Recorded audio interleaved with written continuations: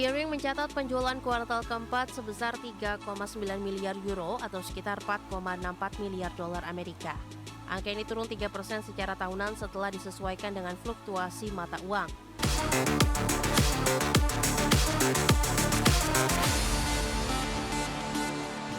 Pemirsa, Kering melaporkan penurunan penjualan kuartal keempat yang lebih kecil dari perkiraan pasar. Meski demikian, tekanan masih terjadi pada merek unggulan Gucci yang kembali mencatat penurunan pendapatan di tengah upaya manajemen mendorong pemulihan kinerja.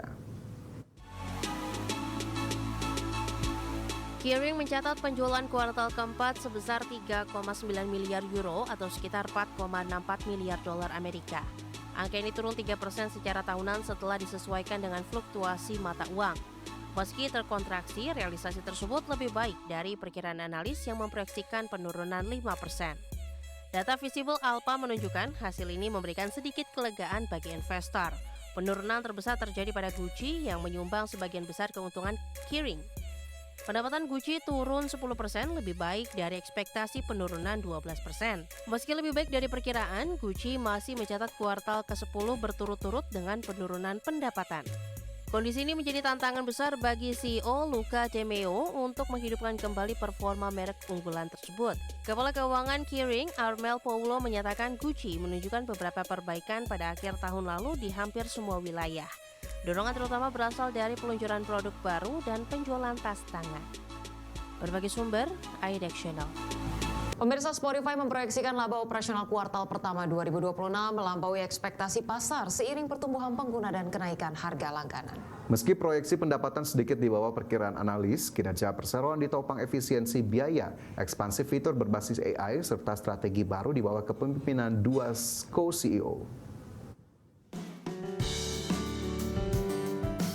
Platform streaming audio asal Swedia, Spotify, memperkirakan laba operasional sebesar 660 juta euro pada kuartal pertama 2026. Angka ini lebih tinggi dari estimasi analis sebesar 652,3 juta euro berdasarkan data LSEG. Prospek positif tersebut mendorong saham Spotify naik sekitar 12% dalam perdagangan prapasar pada 10 Februari 2026. Laporan ini menjadi yang pertama sejak Gustav Söderström dan Alex Norström resmi menjabat sebagai co-CEO menggantikan Daniel Ek yang beralih ke posisi chairman eksekutif.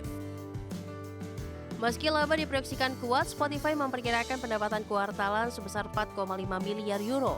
Angka ini sedikit di bawah estimasi pasar sebesar 4,57 miliar euro. Pada kuartal keempat 2025, pendapatan Spotify naik 7% menjadi 4,53 miliar euro. Namun pertumbuhan tersebut menjadi yang paling lambat sejak perusahaan melantai di bursa pada 2018. Kinerja laba ditopang kenaikan harga langganan di sejumlah pasar serta pemangkasan beban operasional. Spotify menaikkan harga paket premium bulanan menjadi $12,99 Amerika di Amerika Serikat, Estonia, dan Latvia setelah langkah serupa di lebih dari 150 pasar pada 2025. Untuk basis pengguna, Spotify memproyeksikan 759 juta pengguna aktif bulanan pada kuartal pertama.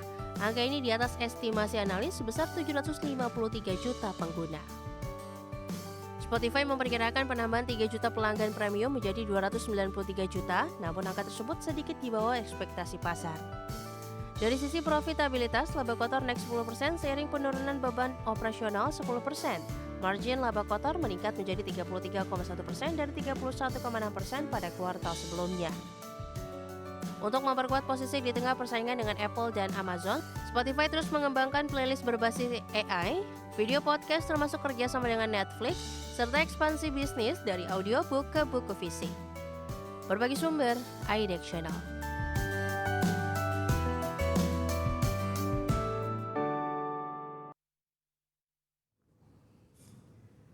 Perusahaan migas Total Energies memangkas besaran target pembelian kembali saham di sepanjang kuartal 1 2026 menjadi $750 Amerika. Penurunan tersebut seiring dengan pelemahan harga minyak dunia yang berdampak pada pelemahan kinerja di tahun lalu.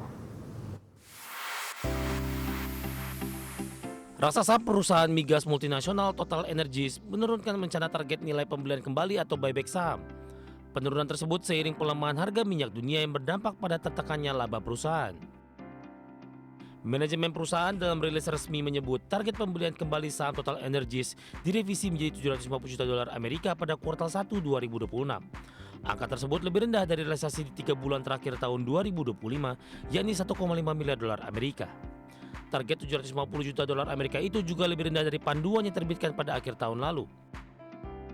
Total Energies menjadi perusahaan ketiga sekaligus terakhir dari jajaran produsen minyak dan gas terbesar Eropa yang merilis pelaporan kinerja, di mana sebelumnya Shell plc dan BP plc membukukan laporan kuartalan yang mengecewakan. Dan meski perusahaan-perusahaan minyak besar masih membukukan laba dalam jumlah besar, arus kas perusahaan minyak skala besar tergerus oleh penurunan harga minyak mentah sebesar 18% tahun lalu. Bagi sumber ADX Channel.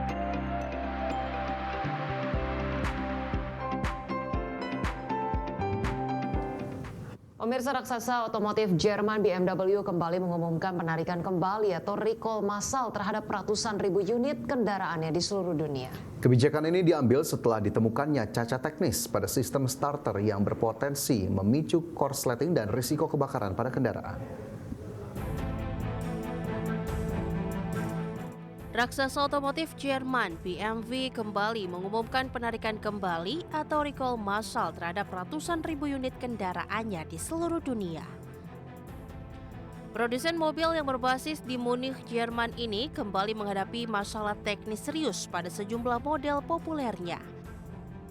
BMW mendeteksi adanya kelemahan pada sistem starter di mana volume start mesin yang terlalu tinggi dapat menyebabkan keausan berlebihan pada komponen saklar. Kerusakan ini dikhawatirkan memicu konsleting listrik yang dalam kondisi ekstrim dapat menyebabkan kendaraan terbakar saat sedang dioperasikan. Meski belum mengungkap angka pasti secara global, laporan media lokal menyebut jumlah kendaraan yang terdampak diperkirakan mencapai 575 ribu unit. Aksi penarikan ini mencakup beberapa lini model utama mulai dari BMW seri 2, 3, 4 hingga seri 5 yang diproduksi antara Juli 2020 hingga Juli 2022. Di Jerman sendiri tercatat lebih dari 28.000 kendaraan telah resmi diminta untuk segera melakukan perbaikan. Para pemilik kendaraan diimbau untuk menghubungi dealer resmi guna melakukan pemeriksaan dan penggantian komponen saklar starter yang bermasalah tanpa dipungut biaya. Insiden ini merupakan kelanjutan dari gelombang recall serupa pada September tahun lalu, di mana saat itu BMW menarik lebih dari 330.000 kendaraan di Jerman dan Amerika Serikat karena masalah resiko kebakaran yang identik.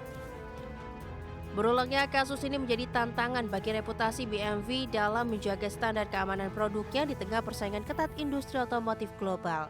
Hingga saat ini BMW terus memantau laporan dari berbagai wilayah guna memastikan mitigasi resiko berjalan efektif bagi seluruh pelanggan setianya. Berbagai sumber, AIDEX Channel.